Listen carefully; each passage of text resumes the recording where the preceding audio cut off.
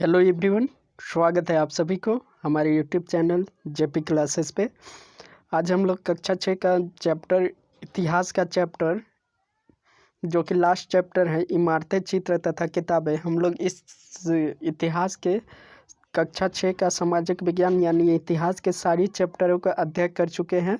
आज यह chapter last है जो कि इमारतें, चित्र तथा किताबें चैप्टर का नाम था और यह लास्ट चैप्टर है। इससे पहले के चैप्टर का वीडियोज हम लोग रीड भी कर चुके हैं और सारे के क्वेश्चन आंसर भी कर रखा है, तो आपको वह लिंक पर आपको वह वीडियोज प्लेलिस्ट में मिल जाएगी, आप वहां से भी जाकर देख सकते हैं।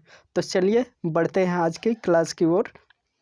पहला क्वेश्चन पूछ रहा है कि अध्याय 9 के पृष्ठ 91 पर दिए गए चित्र की तरह तुम भी मंदिरों तथा स्तूपों का निर्माण के दौरान आने वाली विभिन्न चरणों का चित्र बनाओ। मतलब अपनी चित्र बनाना है उन चीज़ों को, तो यह खुद से भी वहाँ से देखकर किया जा सकता है। दूसरा प्रश्न पूछा जा रहा है, क्या तुम्हें लगता है कि कालिदास को प्राकृतिक प्रेमी कहा जा सकता है? तो हाँ, बिल्कुल कालिदास को प्राकृतिक प्रेमी कहा जा सकता है, क्योंकि वह कालिदास को प्राकृतिक प्रेमी कहा जाता है क्योंकि वह की जो चित्रण किए थे रामायण महाभारत ये सब का, उस सभी में भी प्राकृतिक का जिक्र किया गया है। तीसरा क्वेश्चन है, इस उपमहाद्वीप के विभिन्न भागों में महाभारत और रामायण के भिन्न भिन्न रूपांतर लोकप्रिय है। इसके आधार पर नाटक, गीत, नृत्य परंपराएं भी उभरी। पता करो तुम कौन से राज्य और रूपांतरण प्रचलित हैं। मतलब अपने यहाँ से पता करना है कौन से राज्य में किस तरह से प्रचलित है। चौथा प्रश्न, क्या तुम बता सकते हो कि इनमें कहानी का कौन सा हिस्सा दिखाया गया है? यह हिस्सा क्यों चुना गया होगा? तो इस कहानी के चित्र में राजा को अपनी प्रजा के साथ आमों का आनंद लेते दिखाया गया है, जिससे यह संदेश मिलता है कि राजा अपनी प्रजा के साथ मिलजुल कर रहता था। इसलिए ही इस हिस्से को चुना गया है। इस हिस्से को इसलिए चुना गया है क्योंकि दिखाया जा रहा है कि राजा जो था प्रजा के साथ प्रेम भाव से रहा करता था, यानी मिलजुल कर रहा करता था। अब कुछ देखेंगे इम्पोर्टेंट नोट्स। कागज़ आज हमारे रोज़मर्रा की ज़िंदगी का एक हिस्सा बन गया है। जो किताबें हम पढ़ते हैं वे कागज़ पर छपी होती है। उसी तरह लिखने के लिए भी हमें कागज़ का ही उपयोग करना होता है। कागज़ का आविष्कार लगभग आज से करीब 1900 साल पहले कोई लून नामक के व्यक्ति चीन में किया था, और उसने पौधे के रेशों, कपड़ों, रस्सियों और पेड़ों की छालों को पीटकर लुगदी बनाकर उसे पानी में भिगो दिया और फिर उसी लुगदी को दाबकर उनका पानी निचोड़ा और तब तक सुखाकर कागज़ बनाया। आज भी हाथ से कागज़ बनाने की इस विधि को अपनाया जाता है। कागज़ बनाने के तकनीकों को सदियों तक गुप्त रखा गया, यानी करीब 1400 साल पहले यह कोरिया तक पहुंची। इसके बाद तुरंत जापान तक फैल गई। करीब 1800 साल पहले यह बगदाद में पहुंची, फिर बगदाद से यह यूरोप, अफ्रीका और एशिया के अन्य भागों में भी फैली। इस उपमहाद्वीप में भी कागज़ की जानकारी बगदाद से ही प्राप्त की गई थी। तो इस तरह से थे इम्पोर्टेंट नोट जो कि हम लोग चैप्टर में भी अध्ययन कर चुके थे। अगला प्रश्न पूछ रहा है कि कागज़ का आविष्कार कब और किसने किया था? तो कागज़ का आविष्कार आज से करीब 1900 साल पहले लून नामक व्यक्ति जो कि चीन के थे उसने किए थे। काई लुन ने कागज़ किस विधि से तैयार किया था? तो काई लुन ने पौधे के रेशों, कपड़ों, स्थितियों को, पेड़ की छालों को पीट पीट कर लुगदी बनाकर उसे पानी में भिगो देता था। फिर उसी लुगदी को दबाकर उसका पानी निचोड़ा जाता था, तब उसे सुखाकर कागज़ बनाया जाता था। आज भी कागज़ बनाने के इस विधि को ही अपनाया जाता है। तो इस प्रकार काई लुन जो थे वह कागज़ बनाया करते थे। अगला प्रश्न है, निम्नलिखित को सुलेम करें, मतलब मिलाना है। स्तूप, स्तूप क्या होता था? तो स्तूप टीला होता था। स्तूप को क्या कहा जाता था? टीला कहा जाता था। शिखर, यानी शिखर किसको कहा जाता था? जो गर्भगृह के ऊपर लंबाई में निर्माण किया जाता था उसे शिखर कहा जाता था। मंडप, मंदिर में लोगों के इकट्ठा होने की जगह होती थी मंडप। मंदिर में जो लोग इकट्ठा हुआ करते थे उस जगह को मंडप कहा जाता था। गर्भगृह, गर्भगृह किस कहा जाता था? जिसमें देवी देवताओं की मूर्ति स्थापित करने की जगह होती थी उसे गर्भगृह कहते थे। प्रदक्षिणा पथ किसे कहा जाता था? तो प्रदक्षिणा पथ स्तूपों के चारों तरफ वृत्ताकार पथ को प्रदक्षिणा पथ कहा जाता था। इस तरह से था कुछ आंसर। खाली जगहों को भरना है। खाली स्थान एक बड़े गणितज्ञ थे, तो कौन थे? आर्यभट्ट एक बड़े गणितज्ञ थे। ख में खाली स्थान में देवी देवताओं की कहानियाँ मिलती थी। पुराणों में देवी देवताओं की क्या होती थी? कहानियाँ मिलती थी। वाल्मीकि को संस्कृत रामायण का लेखक माना जाता है। और शिल्पादिकरम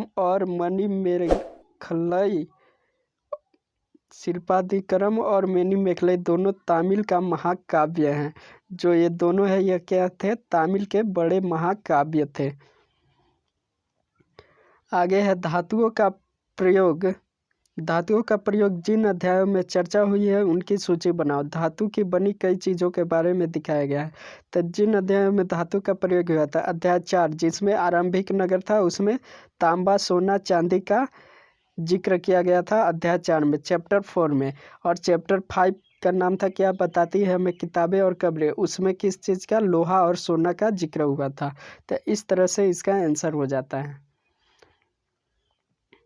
अगला प्रश्न है, पृष्ठ 130 पर लिखी कहानी को पढ़ो। जिस राजाओं के बारे में तुमने अध्याय 6 और 11 में पढ़ा, उसने यह बंदर राजा कैसे भिन्न था? बंदर राजा की जो कहानी हम लोग पढ़े थे, उससे यह किस प्रकार भिन्न था?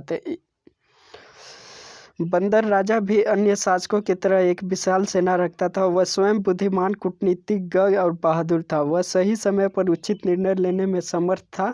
जब उसने देखा कि मानव राजा उसके समुदाय को मार डालना चाहता है, तो बंदरों के राजा अपनी प्रजा को बचाने के एक योजना बनाई। उसने आम के पेड़ में टहनियों को तोड़कर उसे आपस में बांधकर नदी का एक पुल बनाया। इसके एक छोर को वह तब तक पकड़े रहा जब तक उसकी सारी प्रजा नदी पार ना कर लिया। वह एक महान राजा था, लेकिन किसी भी रूप में यह मानव राजा से अलग नहीं था। किसी भी रूप में यह मानव राजा से अलग नहीं था, क्योंकि मानव जिस तरह से प्रजा का अति करता है उस तरह से ही इसने किया था।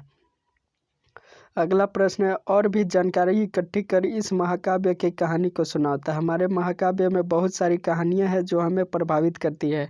वे कहानियां आदर्श जीवन के लिए हमारी मार्गदर्शन दिखाती है और हमें शिक्षा देती है। ऐसे महाकाव्य महाभारत और रामायण है। ऐसे ही कहानी महाभारत महाकाव्य में है। इसमें कौरव और पांडवों के बीच युद्ध की कहानी है। दोनों ही पक्ष युद्ध जीतने के लिए अपने अपने नाते, रिश्तेदार और अन्य राजाओं को अपने साथ मिलाना चाहते थे। श्री कृष्ण महान शक्तिशाली और भगवान की शक्तियाँ रखता था। वह दोनों ही पक्षों से संबंधित था। इसलिए दुर्योधन, जो कौरवों में सबसे बड़े थे, सहायता मांगने के लिए पहुंचे। ठीक उसी दिन पांडवों में से एक अर्जुन भी सहायता मांगने के लिए कृष्ण के पास पहुंचे। श्री कृष्ण उस समय सोए हुए थे। दुर्योधन घमंडी था, इसलिए वह श्री कृष्ण के सिर की तरफ बैठ गया। अर्जुन दुर्योधन के बाद पहुंचे और वो विनम्र भी थे, इसलिए पैर की दिशा में बैठ गए।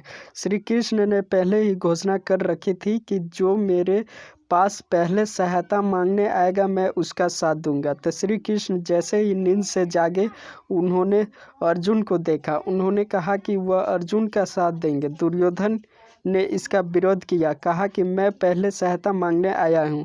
कृष्ण ने कहा कि अगर हम किसी से भी कुछ प्राप्त करना चाहते हैं तो इसके लिए हमें विनम्र होना पड़ेगा, यानी विनम्र भाव होना पड़ेगा। इस प्रकार दुर्योधन ने श्री कृष्ण के साथ को खो दिया।